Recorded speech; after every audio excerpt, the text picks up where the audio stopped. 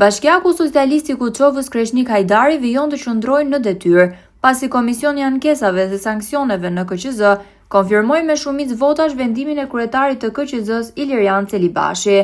KAS rrezoi sërish padinë e ish kandidatit të koalicionit PD-PL, Lefter Maliqi, i cili prej më shumë se 3 vitesh kërkon ndërprerjen e mandatit të Hajdarit. Në argumentimin e vendimit, Celibashi ka vlerësuar se dënimi i kryebashkiakut nuk krijon kushtet ligjore për ndërprerjen e mandatit, pasi dënimi me 6 muaj burgim është konvertuar në shërbim prove dhe 150 orë punë në komunitet. Për këtë qëndrim Celibashi është referuar edhe precedentit të ish kryebashkiakut të Mallakastrës Qerim Ismailaj.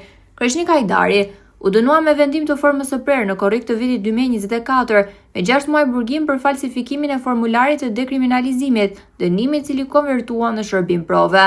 Çështja lidhet me faktin se Hajdari nuk kishte deklaruar në formularin e dekriminalizimit një dënim të marrë në Greqi më 23 qershor të vitit 1999 për hyrje në territorin grek pa leje.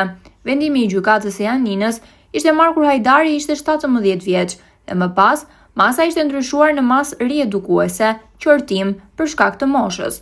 Ky episod ka sjellë një përplasje të gjatë politike dhe ligjore mes mazhorancës dhe opozitës, e cila ka kërkuar vazhdimisht hiqjen e mandatit të kryebashkiakut të Kuçovës.